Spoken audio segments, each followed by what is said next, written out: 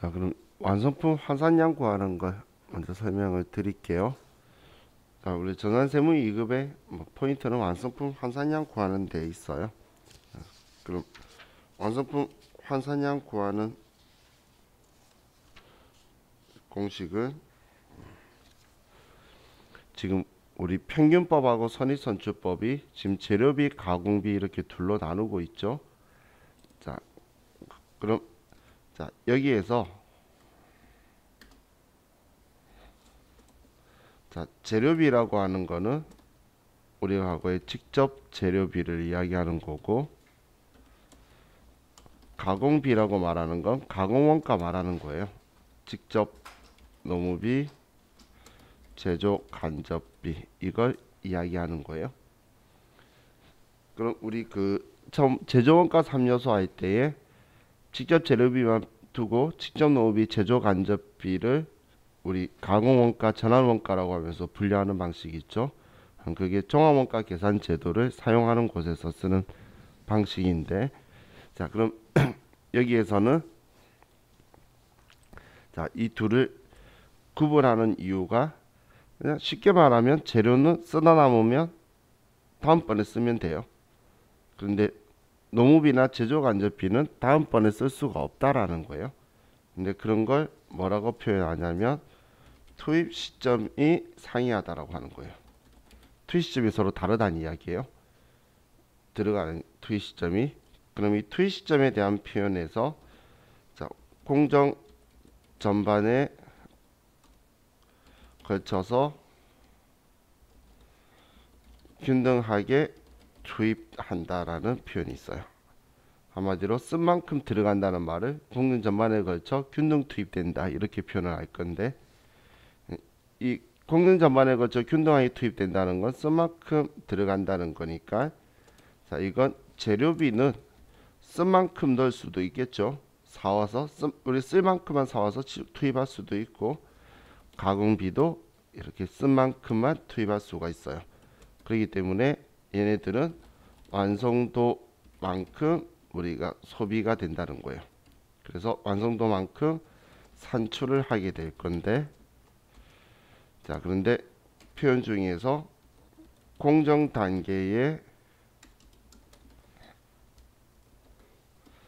전량 투입한다라는 게 있는데, 이 전량 투입할 수 있는 방법은 우리는 재료비만 가능해요. 남길 수가 있고 기말이라는 게 가능한 재료비만 되지 가공비는 불가능하다는 거예요. 그러면 얘는 투입 시점 이후에는 그냥 100% 전량 투입이라는 건데, 이걸 다른 말로 하면 투입 시점 이전에는 하나도 투입을 안 했다는 이야기예요. 그죠? 그냥 한 시점에 재료를 전부 다 집어넣게 하는 그런 방식이라는 거예요. 그럼 공정 초기에 전량 투입되면 시작부터 다 집어넣고 시작하니까 재료를 다 쓰고 시작하는 거고, 사온 걸. 그런데 예를 들어 50% 시점에 넣는다라고 하면 50% 되기 전에는 하나도 안 집어넣는다는 이야기예요. 그래서 50% 지점에서 다 집어넣고 그때부터는 전부 다 전량 소비한 상황으로 바뀌게 되겠죠. 이건 재료비만 가능하기 때문에 가공비는 무조건 완성도를 따지게 될 거고, 재료비는 완성도 따지는 경우도 있고 그냥 전량 투입되는 경우도 있기 때문에 그 조건을 봐야 돼요.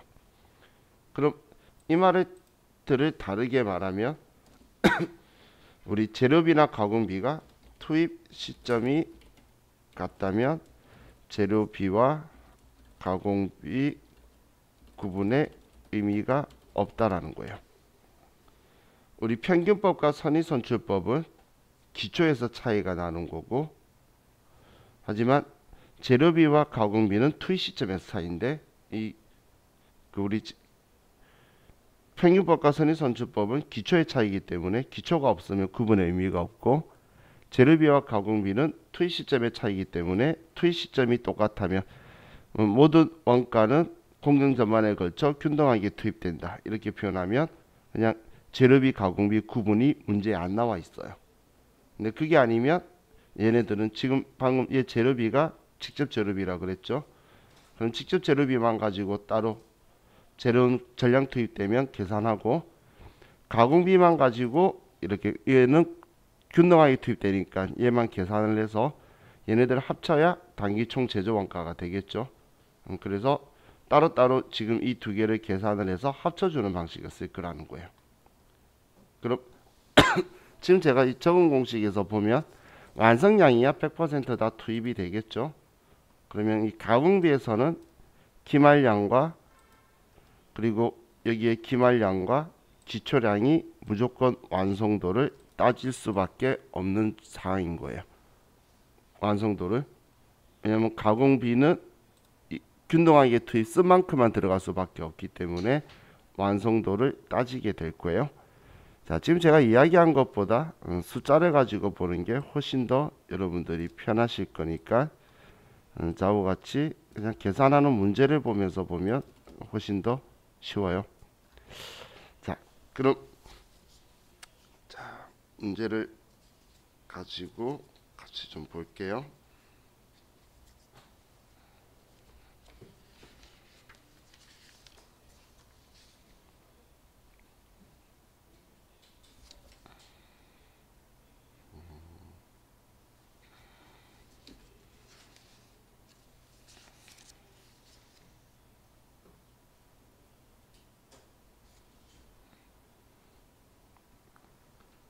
자, 551페이지로 가볼게요. 551페이지.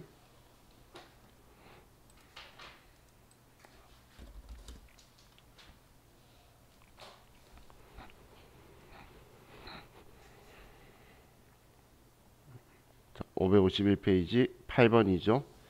자, 지금 제가 계산할 때 어떤 숫자를 쓰는지를 잘 보셔야 돼요. 자, 한결 주식회사는 종합원가 계산을 채택하고 있다. 재료비는 공정 초기에 전량 투입되며 가공비는 공정 기간 동안 균등하게 투입이 될 경우 선입선출법에 의하여 완성품 환산량을 구하면 얼마인가라고 적혀 있죠. 자, 그럼 지금 얘는 이 선입선출법을 이야기했네요. 자, 그럼 이제 이거에 대해서인데, 재료비는 공정 초기에 전량 투입된다고 했으니까 옆에 완성도가 기초하고 기말에만 적혀 있죠. 그러면 이 전량 투입되는 건 완성도를 신경 쓸 필요 없다는 거예요. 전량 투입되는 거는. 그럼 초기에 전량 투입됐으니까 그냥 처음부터 다 쓴 거예요. 그럼 이 재료비는 어떻게 구하냐면, 자, 여기에 완성품이 1300개죠. 1300개. 그리고 더하기 기말이 몇 개죠? 500개죠. 그리고 기초가 몇 개죠? 300개죠. 그러면 얘는 답이 1500개인 거예요. 자, 쉽다 그랬잖아. 공부 안 한 사람은 못 풀지만 한 번이라도 보고 외우면, 어떤 숫자 쓰는지만 알면, 더하기 빼기라고 어제 말했던 게 제가 이거예요. 지금 어느 숫자 썼는지 이해가시나요? 그냥 뒤에 있는 완성도 신경 안 쓴 이유는 재료비고 초기에 전량 투입되기 때문에 아무 신경을 안 쓴 거예요. 제가 그냥 적혀 있는 숫자만 더하고 빼주면 되는 거예요. 자, 그럼 가공비는 완성도를 따질 수밖에 없다라고 했죠. 완성도 따진다는 게 무슨 말이냐면, 완성품은 뭐 완성도라는 게 없어요. 완성되는 거니까. 그럼 기말은 500개의 40%죠. 그러면 5, 4, 20이니까 200개고, 얘는 300개의 70%죠. 그러면 210이라는 거예요. 그러면 얘는 답이 1290개가 되겠죠. 그죠? 완성도 따진다는 게 무슨 말인지 이해가시나요? 옆에 적혀있는 퍼센테이지를 곱해주는 거예요. 그게 완성도 따지는 거예요.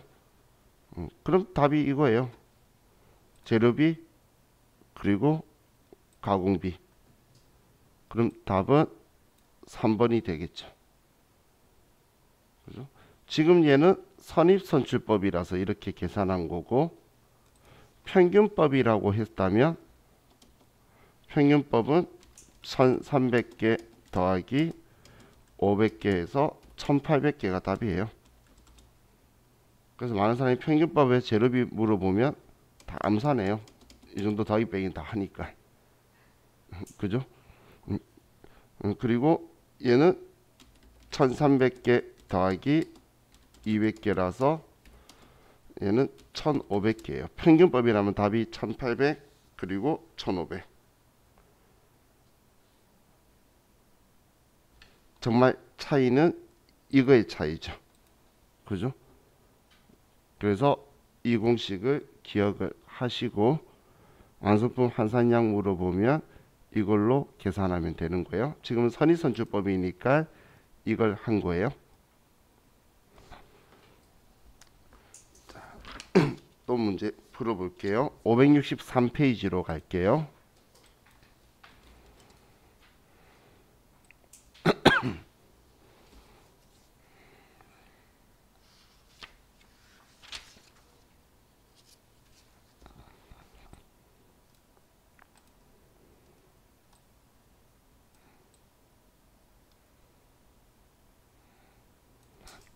자,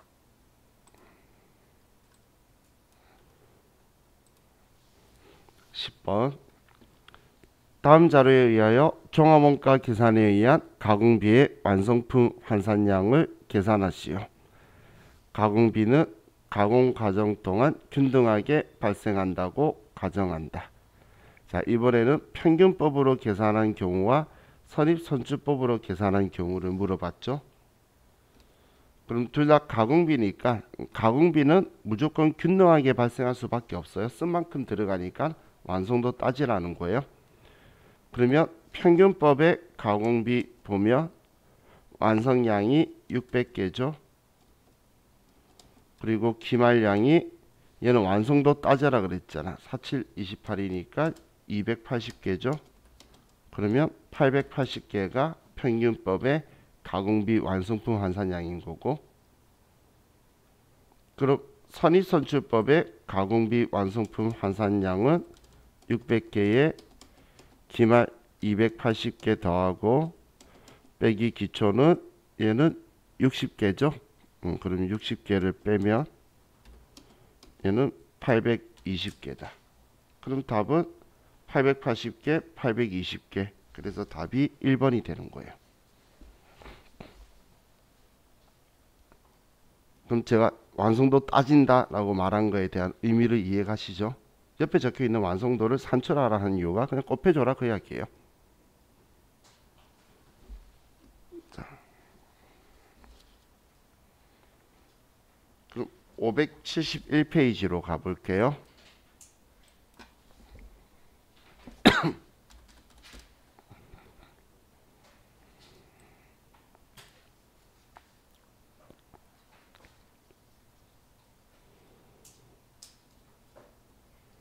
자, 8번.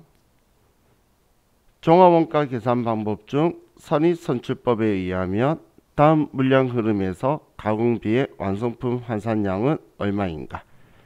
단 재료비는 공정 초기에 전량 투입되며 가공비는 공정 전반에 걸쳐 균등하게 발생한다. 일단 답은 가공비 이야기니까 가공비는 공정 전반에 걸쳐 균등하게 투입되죠. 그러면 가공비 선입선출법이니까 완성품은 1000개. 자, 기말 제공품은 몇 개 써야 되죠? 40개죠. 그리고 빼기 몇 개 빼야 되죠? 50개죠. 100개 50%니까. 그러면 얘는 990개가 답이 되겠죠. 그럼 재료비도 한번 볼게요. 자, 문제 답은 990개고 재료비는 공정 초에 전량 투입된다라는 말은 완성도 안 따진다는 거예요. 그러면 1000개 더하기 200개 빼기 100개. 옆에 완성도 안 쓰고 그대로 가는 거예요. 그러면 재료비 완성품 환산량은 1100개가 되는 거예요. 만약에 선의선출법이 아니고 평균법이었다면 가공비는 1040개, 재료비는 1200개. 평균법은 기초를 빼는 거 아닌 거. 공식 원리 단순하죠. 자,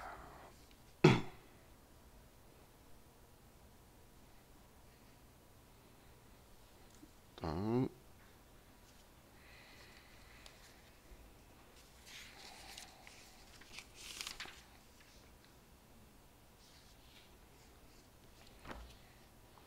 609페이지로 갈게요.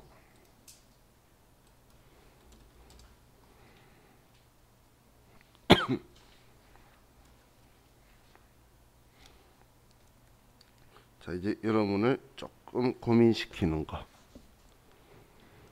자, 다음 자료에 의하여 선의선출법에 의한 재료비 완성품 환산량을 계산하면 얼마인가? 재료비를 물어봤어요. 당사는 종합원가 계산 시스템 도입하여 원가 계산을 하고 있다. 재료비는 공정 초기에 전량 투입되고 가공비는 공정 진행에 따라 균일하게 발생한다. 자, 재료비고 재료는 공정 초에 전량 투입되니까 100% 쓰면 되겠죠. 그런데 제가 그럼 선의선출법인데 왜 여러분들이 고민된다고 했을까? 여기 완성량이 있나요? 완성량이 없잖아. 그럼 완성량 구해야지. 그래서 얘도 기억하자라고 앞에 말한 거예요. 기초, 착수, 기말, 완성. 그럼 여기에 이때 완성품 구하는 건 완성도 같은 거 따지는 거 아니에요? 그냥 1000개, 착수는 5000개, 기말은 2000개. 그럼 완성은 몇 개? 4000개죠. 그럼 이제 완성품 완성량 4000개라는 걸 지금 이거 가지고 구한 거예요. 완성량을 안 줬기 때문에. 그럼 완성량 4000개 구했어요. 그럼 선의선출법이니까 재료비는 완성량 4000개 더하기 기말량 2000개 빼기 기초량 1000개. 그러면 5000개가 완성품 환산량이 되겠죠. 그죠? 만약에 가공비를 물어봤다면 4000개 더하기 1000개 빼기 400개. 그러면 4600개가 되겠죠. 지금은 재료비 물어봤으니까 4번이 답인 거고, 가공비 물어봤다면 4600이 답이다 그 이야기예요. 자, 또 봅시다. 자, 627페이지.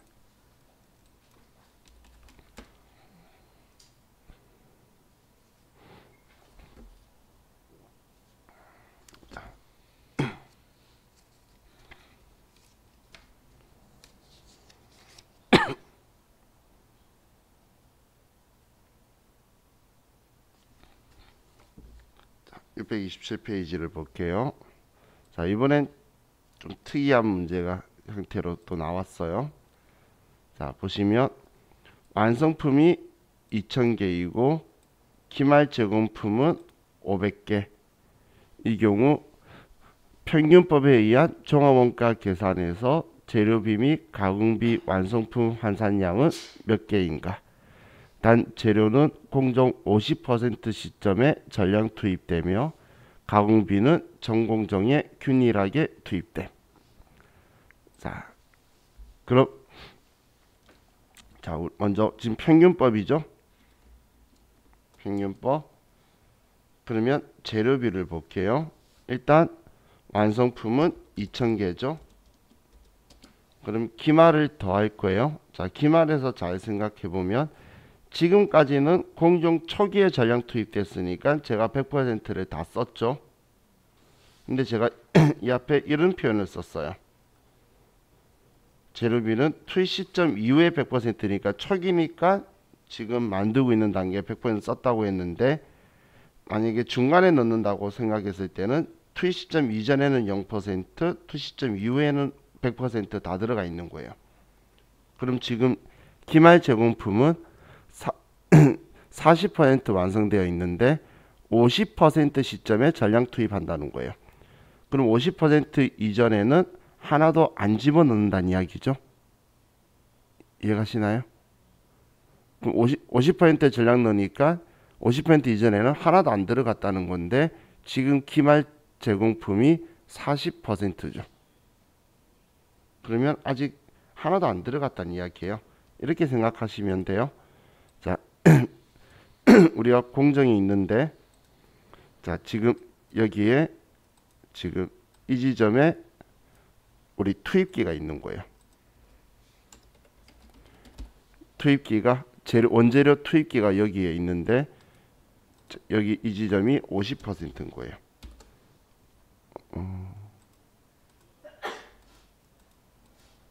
이 점이 50%인 거예요.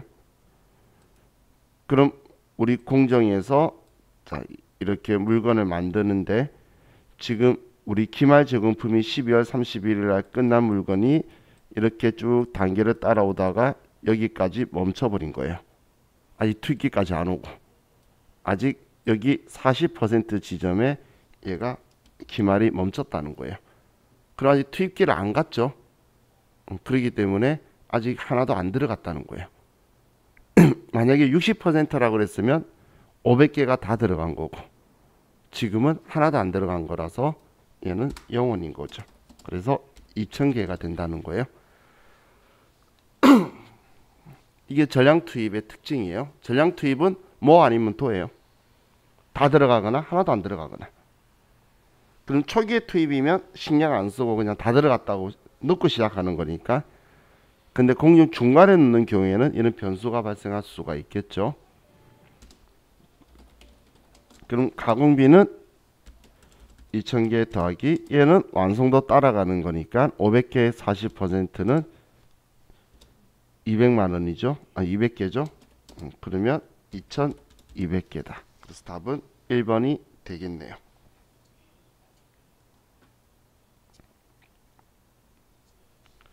자, 이 비슷한 문제를 하나 더 보면,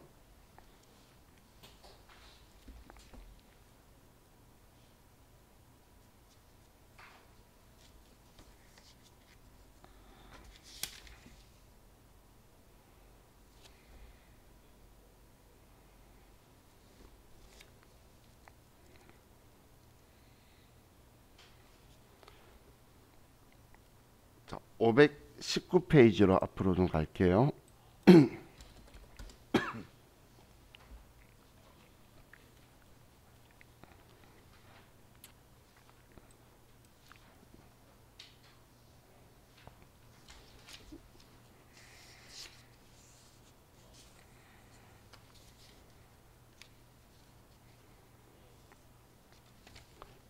자, 10번 보면 다음 자료에 따른 평균법에 의한 재료비와 가공비의 완성품 환산량은 얼마인가? 원재료는 공정 30% 시점에 전량 투입되며 가공비는 공정 기간 동안 균등하게 투입된다고 가정한다. 그럼 재료비 봤을 때에 30% 시점에 전량 투입되죠. 평균법은 완성품 더하기 기말 제공품인데, 근데 완성품 8000개인데 기말 제공품이 아직 20%까지 밖에 안 왔네요. 그러면 원재료를 아직 투입을 못했죠. 얘는 30%에 넣으니까. 그러면 재료비의 완성품 환산량은 8000개가 되겠네요. 그죠?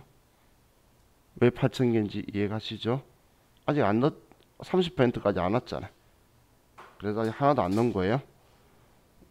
그럼 가공비는 뭐 얘 완성도 무조건 따지는 거니까 400개가 되면 8400개. 그래서 답은 2번이 되네요. 이게 어느 시점에 집어넣는다 이런 표현 쓸 때 쓰는 방식이에요. 자, 그럼 이제 지금 저와 같이 이야기한 게 완성품 환산량 구하는 걸 한 건데, 다음 총원가를 요약하고 원가 배분 대상을 계산한다라고 적혀 있는데, 이게 무슨 이야기냐면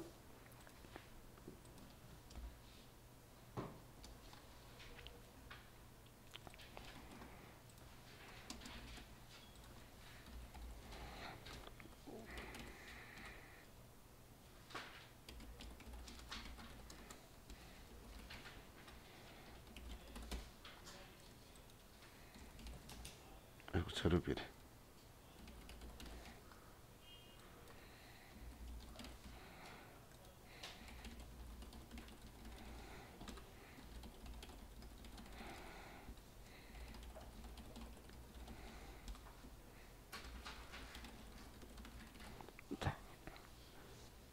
왼쪽하고 오른쪽하고 같은 거예요.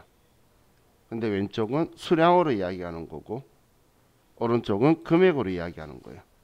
우리 단기 제품 제조 원가가 완성품 원가잖아요. 단기총 제조 원가가 올해 투입한 금액들이죠. 그게 착수인 거예요.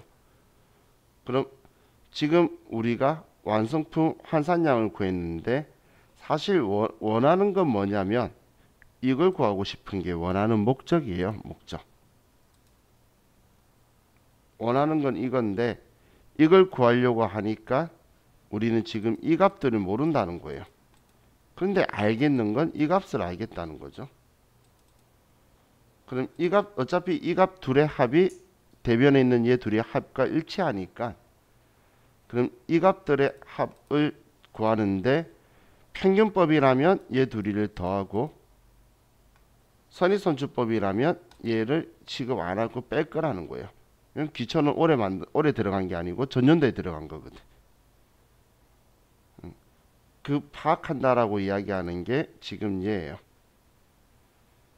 그럼 여기에다가 완성품 환산량 단위당 원가를 계산한다라는 말은 평균법이라면 얘 둘이 더한 값이 전체인데 그 값을 완성품 환산량 지금 구한 거 있죠?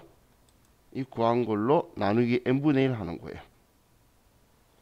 재료비는 재료비의 기초제공품 단기총 제조 원가의 재료비를 재료비 완성품 환산량으로 나누고, 그리고 우리 가공비는 가공비의 기초제공품 단기총 제조 원가를 가공비의 완성품 환산량으로 나누면 한 개 단위당 원가가 계산될 거잖아요.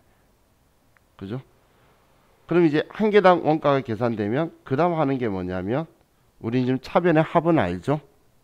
이거 가지고 단위당 원가 계산했잖아요. 그러면 그러고 나서 기말 제공품의 완성도를 알고 있죠. 이렇게 0개다, 20개다. 기말 제공품 개수에다가 곱해주면 기말 제공품 나오면 나머지가 완성품이겠죠. 이런 순서를 가는 게 총원가를 배분한다라고 적혀 있는 게 기말 제공품과 단기 제품 제조 원가를 배분한다는 거예요. 자, 지금 제가 이 단계를 설명한 건 이 단계 가지고 이런 문제도 한번 등장하기 때문에 순서가 이런 거다라고 기억하시라고 제가 이렇게 표현한 거고, 자, 문제로도 한 번씩 어쩌다 한 번씩 나와요. 591페이지를 가보면, 자, 원래 세무 1급에만 주로 나오는 거지 세무 2급에는 잘 등장 안 하는데, 591페이지 가보시면 9번에 평균법에 의한 종합원가 계산 제도에서 다음 자료를 통해 제품 원가를 계산하시오라고 적혀 있죠. 완성품 환산량을 구하라는 게 아니잖아요. 제품 원가를 물어본 게 지금 얘 물어본 거예요. 얘를. 그럼 우리 먼저 평균법이라는 거 알았죠? 완성품 환산량을 구할 거예요. 그럼 재료비는 완성도 50% 시점에 투입되고 가공비는 공정 전반에 걸쳐 균등하게 발생된대요. 그럼 여기에서 우리가 먼저 할게, 자, 재료비의 완성품 환산량은, 자, 완성량 400개 더하기, 자, 지금 재료가 50% 시점에 투입되는데 60%니까 다 들어갔죠. 그죠? 그러면 200개니까 재료비는 600개가 되네요. 그죠? 지금 구한 거는 완성품 환산량.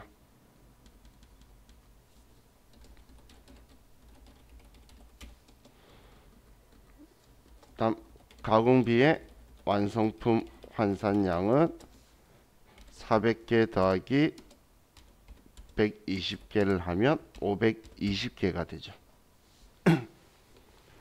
그럼 자, 재료비의 완성품 환산량 단위당 원가를 계산을 하면 재료비의 평균법이니까 8만원, 10만원 둘이 더하면 18만원이죠.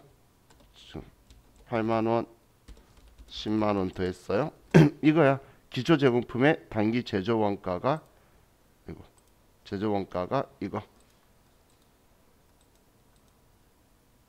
그럼 얘 둘이 더한 값이 지금 이 금액인데 이걸 완성품 환산량 600개로 나누면 한 개당 원가가 나오겠죠. 그러면 18만원을 600으로 나누면 300이 될 거라는 거예요. 그럼 가공비의 완성품 환산량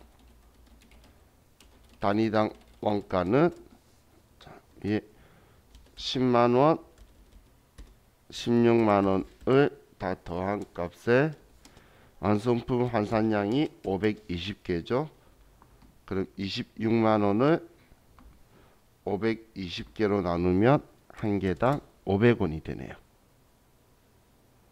그죠? 그럼 재료비의 기말 제공품 원가를 계산하면 한 개당 300원인데 더하기 재료비는 200개 다 들어갔죠. 이 200개가 그거예요. 그러면 아이고, 곱하기 200개를 하면 얘는 6만원이죠. 그죠? 얘는 기말 제공품 원가가 500원인데 500개 한 개당 500원인데 기말 제공품이 가공비는 200개의 60%인 120이면 얘도 6만원이네요. 그럼 기말 제공품의 재료비 가공비 합치면 기말 제공품은 12만원이 되겠죠. 그럼 12만원이면 이제 다 구했네. 자, 보시면 여기에서 지금 얘가 제가 12만원이라는 걸 구했어요. 그럼 기초 제공품은 얘 둘이 더하면 18만원이고 사실 전부 다 더하면 돼요.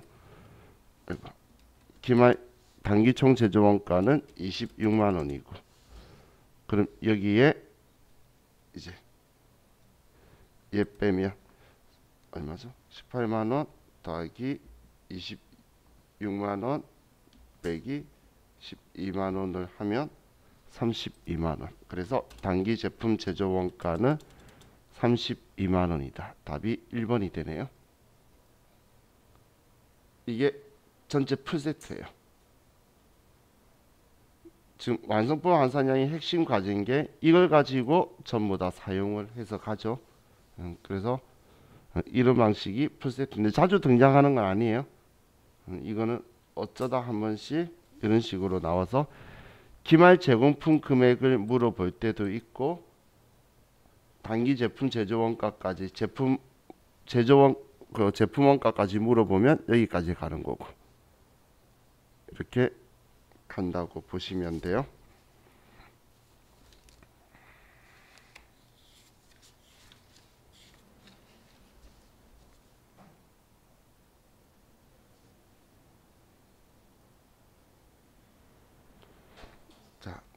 그럼 우리 648페이지에 가서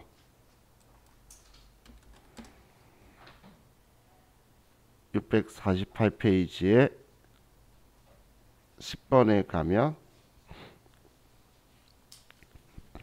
자, 주식회사 운영은 648페이지에요. 선의선출법에 의한 종합원가 계산을 채택하고 있다. 단기 가공원가가 전공정에 균등하게 발생하는데 완성품 환산량 단위당 원가가 12,000원인 경우 다음 자료에 의하여 단기 가공원가 발생액을 계산하면 얼마인가 라고 적혀 있네요. 그러면 가공원가의 완성품 환산량을 구하면 되겠죠. 그죠? 자, 그럼 완성품 환산량 여러분들이 먼저 한번 구해 보세요.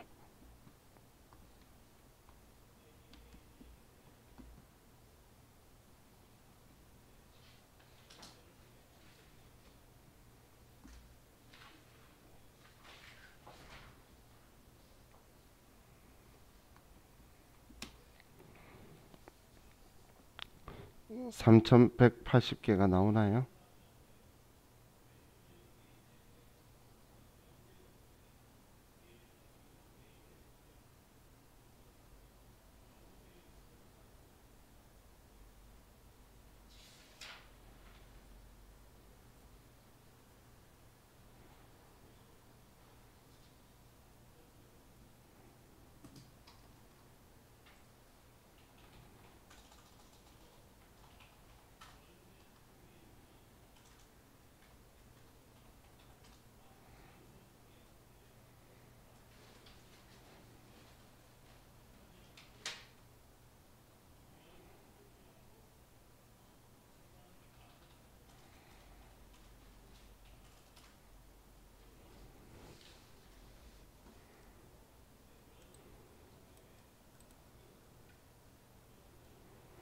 자, 여기에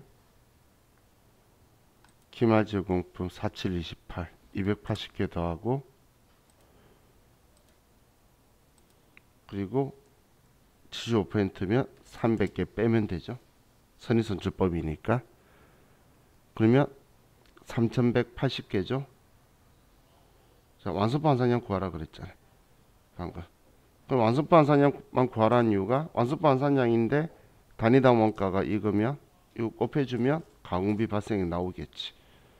그럼 3180개에 12,000원 더하면 3,816만원 1번 되겠네요. 그죠? 그래서 얘가 답이 되네요. 자, 이게 우리 그 종합원가 계산을 계산하는 방식으로 나오는 거고, 자, 다음 170페이지로 다시 가서 자, 공선을 제가 좀 설명을 드릴게요. 170페이지에 공선.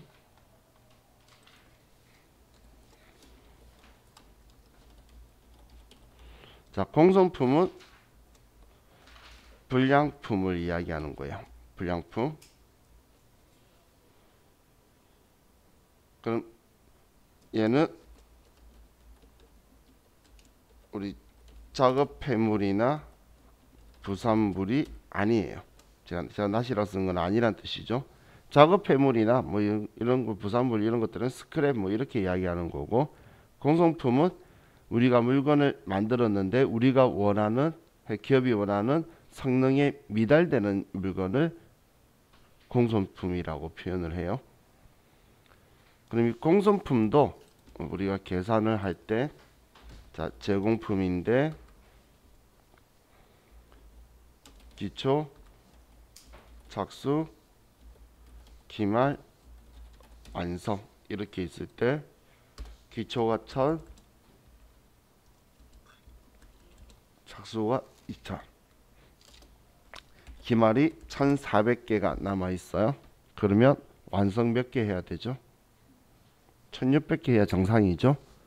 그런데 합격품에 도달한 물건이 1400개밖에 안 되는 거예요.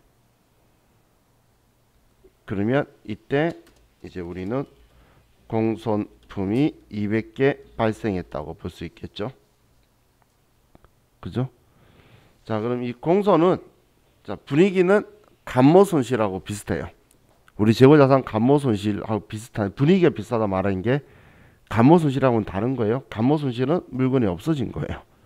얘는 없어진 게 아니라 물건 만들었는데 합격품의 성능이 미달되는 거예요. 불합격품. 그게 공손인 거니까 지금 여기에 완성품이라는 건 합격품. 그럼 없어진 게 아니고 합격품보다 미달해서 싸게 팔 수도 있는 거예요. 못 팔 수도 있는 거고. 그죠? 그럼 공손품이 이렇게 발생했는데 제가 왜 감모손실하고 비슷하다고 말했냐면 얘도 정상 공손과 비정상 공손으로 둘로 나눠요. 정상 공손은 효율적인 작업 환경에서도 발생하는 우리 공손 있죠. 우리는 어디 뭐 세계에서 뭐 알아준다고 하는 뭐 삼성전자 반도체에 가도 분양률 몇 퍼센트 완성 이런 목표가 막 슬로건처럼 걸려 있고 막 그렇죠. 한마디로 자기들이 최선의 작업 환경을 해서 하더라도 저 정도 분량은 나오더라는 거예요. 그러면 항상 그거는 감안하고 우리가 물건을 만들게 되겠죠. 그게 정상공손이고, 그래서 이 정상공손은 매출 원가에 가산하는 거예요. 그럼 뭐 당연히 비정상공손은 비효율적인 환경에서 발생하고, 얘는 효율적이라면 제거할 수 있는 우리 공손이 비정상 공손이라고 보시면 돼요. 그렇기 때문에 한마디로 직원 누군가의 과실로 인해서 예를 들어 반도체 공장인데 실수로 전기를 끊어버렸어요. 아니면 신입 직원이 뭔가를 숙련되지 못하게 해서 공손이 됐어요. 우리 큰 기업들 뭐 삼성 이런 곳은 그 반도체 공장 간 주위에 지인들 있는 분들하고 이야기 들어보면 연수원에 6개월 동안 연수원에 가 있어요. 공장에 가서 생산을 하는데도. 근데 6개월 동안 연수 받고 있는데 아무도 불만 없어요. 월급 그대로 나오거든. 근데 그 직원이 생산 현장에 들어갔을 때 똑같이 그대로 만들어야 되는데 실수를 하죠. 그러면 그 직원은 절대 징계 없어요. 그 연수원장이 잘려요. 그만큼 정확하게 트레이닝을 시키고 나가는 거예요. 그렇기 때문에 비정상 공손이 발생하면 얘는 영업 외 비용으로 처리를 할 거예요. 그래서 그냥 감모손실하고 비슷하다라고 했죠.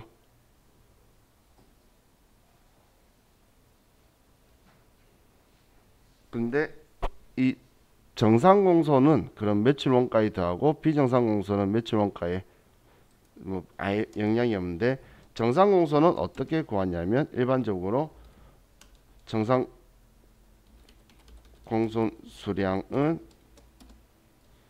일반적으로는 완성량의 우리는 이렇게 표현할까? 몇 퍼센트 이런 식으로 정해요. 그러면 비정상 공손은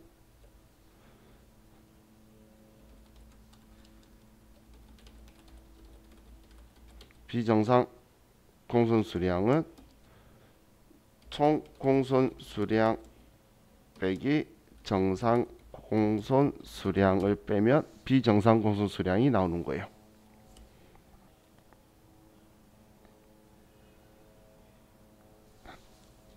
지금 위에 적었던 이걸 가지고 예를 들면 자, 예를 들어서 정상 공손 수량은 완성량의 10%다라고 하면 10%라고 하면 그러면 완성량이 1400개죠. 이거의 10%면 140개가 될 거예요.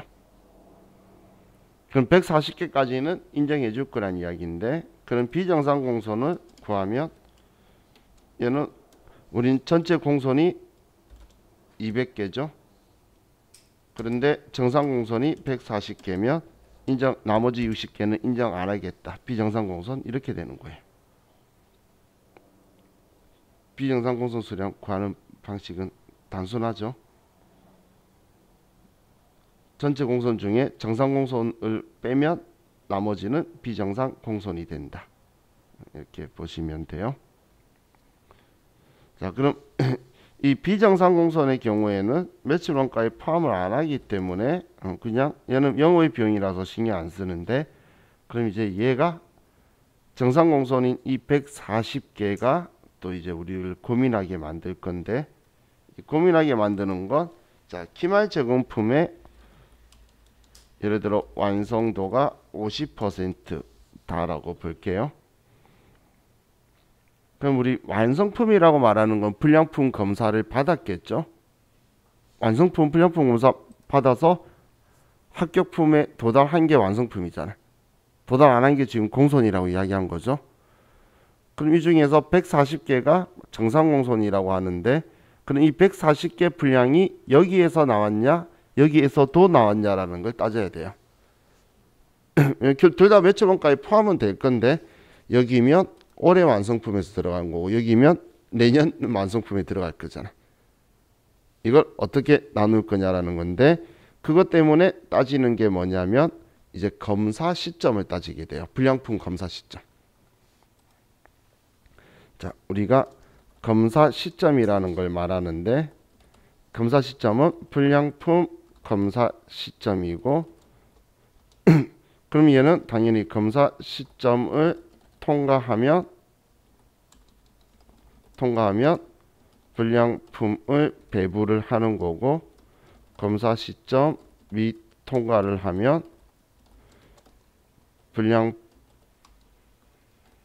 불량품을 미배부하는 거죠.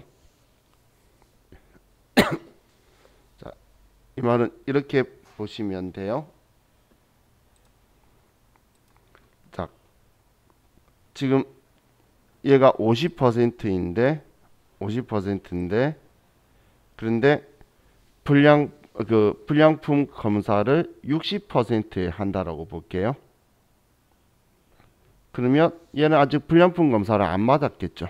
60%의 불량품 검사할 건데, 그러면 지금 불량 났다고 말하는 건 전부 다 여기서 났다는 거예요.